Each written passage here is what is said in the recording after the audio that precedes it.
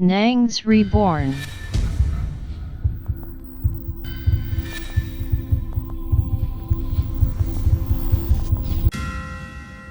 Waouh! Bonjour Reborn, comment allez-vous? Si vous allez bien, c'est extraordinaire. Ce que nous allons découvrir dans cette vidéo, vraiment, c'est extraordinaire, c'est extraordinaire. Hein? Vous devez absolument partager cette vidéo au maximum pour que ça n'arrive pas à d'autres personnes. Mais qu'est-ce que c'est? Regardez! Wouh! Est-ce que vous voyez ça? Est-ce que vous voyez ça? Regardez ici. Une jeune femme est allée acheter une bague. Elle se disait que oh, c'est une vraie bague. Arrivée là-bas, elle essaie. Quand elle essaie de retirer cette bague de sa main, en fait, de son doigt, la bague du diable refuse de sortir. Comment c'est possible? C'est ce que nous allons découvrir ici. Écoutons très bien son témoignage. Écoutez très bien. Bonsoir Pierre, je suis partie en Togo, avec ma grande, avec ma cousine. Bonsoir Pierre, je suis partie en Togo, avec ma grande, avec ma cousine pour acheter les bijoux. Maintenant, j'ai acheté la bague, une bague là, j'ai porté, c'est bien entré. Maintenant, au niveau maintenant d'arriver, comme on essayait les bijoux, je vais enlever la bague ne sort pas de mon doigt. Le vendeur de bijoux essaye d'enlever, ça ne sort plus. Bon, je lui dis donc que comme ça ne sort pas, je vais rentrer à la maison, je vais mettre le savon et l'eau, ça va glisser, ça va sortir. Voilà donc comment je lui demande le prix de la bague, il me dit 1000 francs. Je prends 1000 francs, je lui donne, il refuse de prendre l'argent. J'insiste, il refuse. J'ai insisté, je lui ai donné les 1000 francs. Arrivé à la maison, je fais le savon pour enlever la bague ne sort pas. Mon doigt commence à gonfler, le sang commence à coaguler. Voilà donc comment je pars à l'hôpital ici au quartier. J'avais un peu d'argent, je pars à l'hôpital au quartier.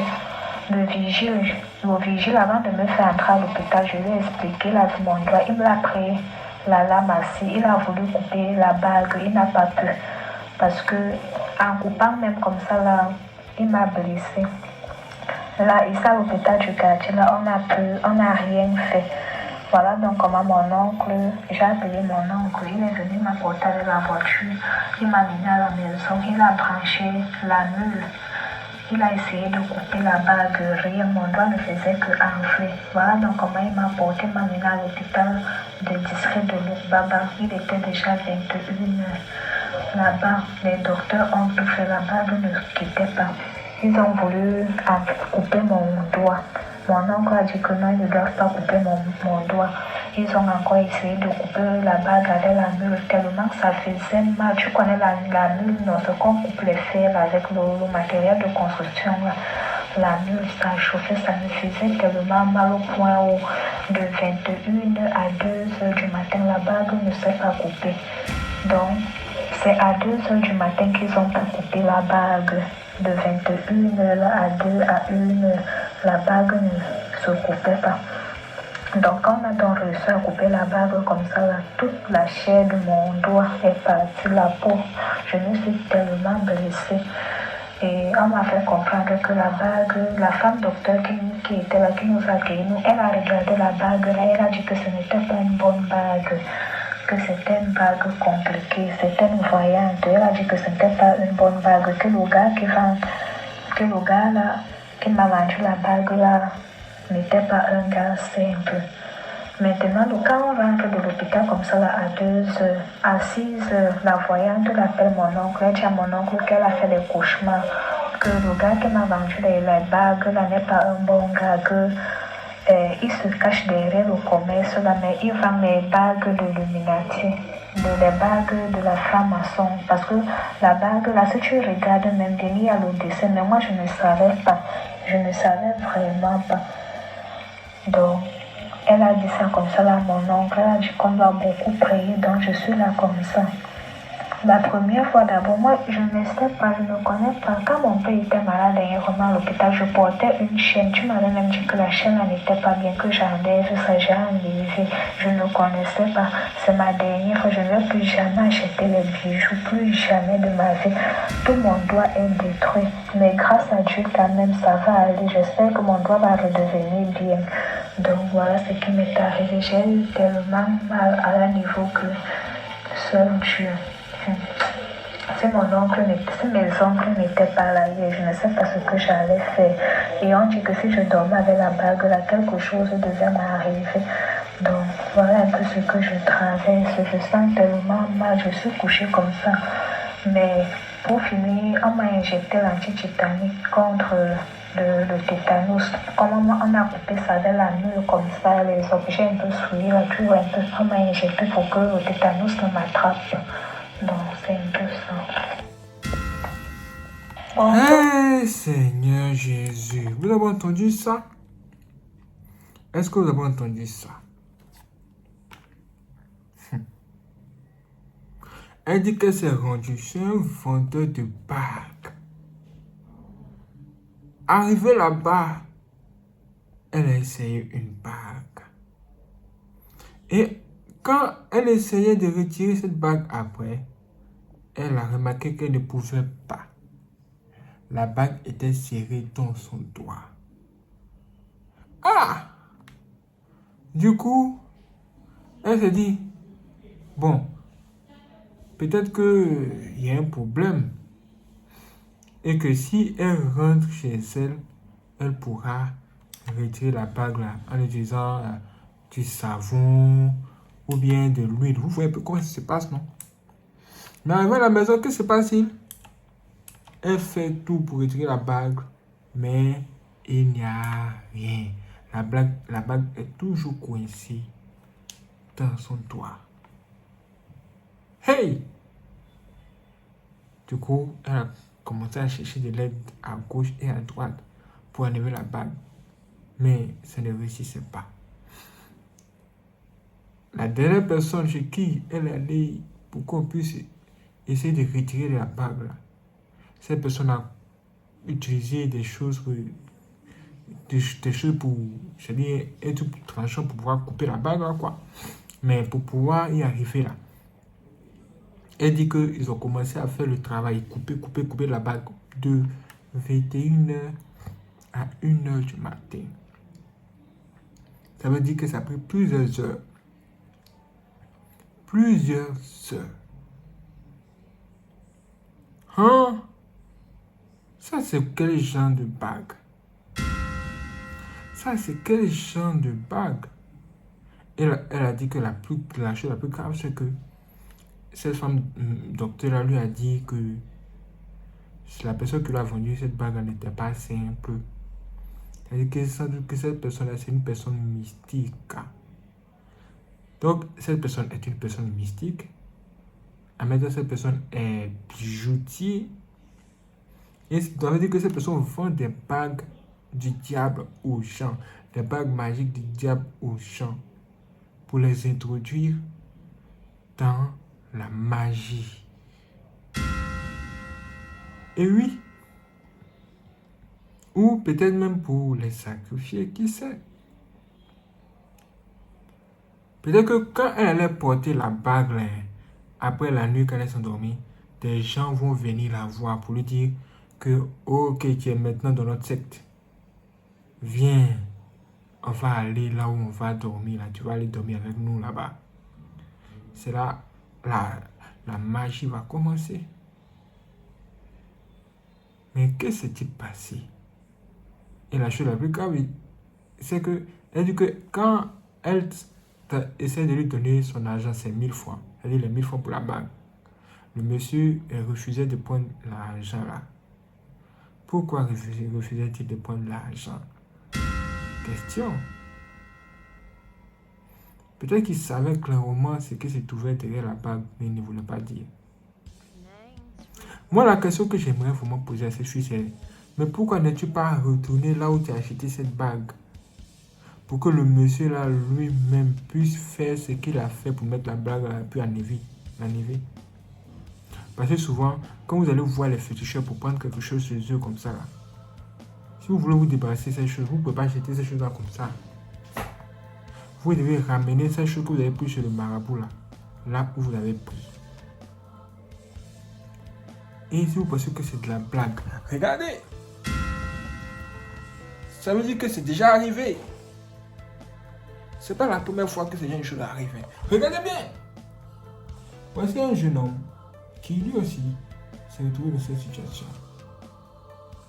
Il a acheté une bague, la bague est collée dans son doigt, la bague là refuse de sortir. Au point où les gens voyaient un truc tranchant comme ça pour essayer de couper la bague, mais ça gonflait son doigt. Regardez la forme de ce doigt, de ce doigt-là.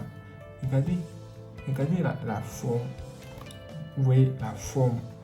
Et regardez maintenant les autres doigts. C'est clair que ce doigt est gonflé.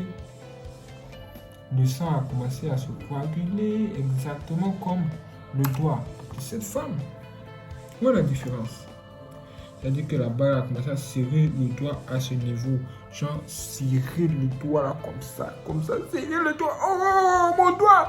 Ah! Oh! C'est tout ouf! Regardez! Quand ils ont enlevé la bague de son doigt après plusieurs heures de bataille contre l'ennemi, ce qu'on a remarqué, c'est que à la place de cette bague se trouvait maintenant la chair blanche. C'est-à-dire que la bague a retiré sa chair carrément. Et oui, c'est-à-dire la bague là, qu'ils ont retiré, carrément la chair était enlevée. Il y a un creux ici. Je ne peux pas vous montrer ça parce que voilà, c'est assez bizarre. On ne peut pas montrer ça ici. Mais j'ai vu, ça a enlevé carrément. Quand j'ai vu ça hier, je me dis, si je ne fais pas quelque chose pour vous en parler, les gens vont se tromper et tomber dans cette situation et ne sauront pas comment faire pour en sortir. Mais comme je suis là pour vous aider, j'essaie de tout montrer. Il y a beaucoup de bagues qui se trouvent dehors. Il y a beaucoup de choses, même des bijoux qui se trouvent dehors. C'est pas seulement ça, il y a aussi des bracelets. Vous allez acheter ces choses, vous dites que c'est la mode, vous voulez les mettre sur vos doigts. Souvent, il y a des signes qui vous montrent qu'il y a un problème, mais vous négligez cela. Il y a des bagues à éviter. Moi, je préfère vous dire, mes frères et sœurs, vraiment, évitez toutes ces choses de faux dieux là. Des choses comme les bijoux. Vous voyez, non, il n'y a pas de bijoux. Je n'ai pas de bijoux, c'est pas que ça ne me plaît pas, mais je n'ai pas de chaîne. Non, c'est une chose que je n'aime pas. Parce qu'il y a trop de complications dedans. Vous ne pouvez pas savoir, même voir avec vos yeux, qu'est-ce qui est bon, qu'est-ce qui est mauvais. Donc, comme il dit, comme je ne peux pas voir ça facilement là, je préfère ne pas mettre ça sur mon cou, ou bien mettre les bagues là sur mon doigt. Même quand le jour où je vais me marier là, ça sera dur pour moi de mettre bague de mariage ici. Je vais m'attendre avec ma femme, ma future femme, et on va laisser la fête de bague là. Je ne suis pas dedans. Parce que je refuse de me retrouver dans une affaire de bague magique. Une bague magique qui est venue serrer mon doigt comme ça après le mariage. Quel chien! Qu'est-ce qu'il y a? Moi, je ne suis pas dans ça. Et si vous voulez savoir, il y a une vidéo que nous avons faite il y a vraiment quelques années où nous vous parlions de ça. En fait, c'est un témoignage. Une personne qui a vécu toutes ces choses nous a parlé de ça sur la chaîne Nuance Reborn. Cette vidéo est la vidéo la plus regardée de notre chaîne. Nangs Reborn. C'est la vidéo la plus regardée de notre chaîne. Cette vidéo pourrait apparaître à la fin de cette vidéo sur cet écran. Vous allez vous-même aller suivre, allez bien regarder de vos propres yeux et vous allez voir ce que j'ai vu, ce que cette personne a dit dans la vidéo. Ce n'est pas de la blague, ce n'est vraiment pas de la blague, ça existe. Elle nous dit dans cette vidéo que il y a des choses sataniques qui existent, les bijoux, les bracelets, toutes ces choses, les colliers, tout ce que vous mettez sur vous là. Souvent, il y a des codes dessus, des codes. Avec ces codes, les satanistes peuvent vous voir, vous utiliser, peuvent faire beaucoup de choses. Voici la vidéo qui est là. Et c'est le titre qui est ici. Voilà, je vais mettre à la fin de cette vidéo, vous allez voir, la vidéo va apparaître sur l'écran quelque part parmi les vidéos qui vont s'afficher à la fin de cette vidéo. Mais faites très attention. Très attention. Le diable travaille dans toutes les dimensions pour mettre les gens dans un problème. Et oui, vous devez partager cette vidéo au maximum afin que les gens fassent très attention. Fuyez les histoires de bijoux. Fuyez les histoires de chaînes sur le cou. Fuyez les histoires de bagues. Fuyez les histoires des histoires. Même les théories, vous mettez ces nez, on pèse le nez, bague. Ah! On met quelque chose dedans. Hein? On pèse l'oreille. Boum, boum, boum, boum, boum, boum. Hein? Boum. Pèse 10 trous ici. 10 trous là-bas, ça va 20 trous. Tout ça rempli de bagues.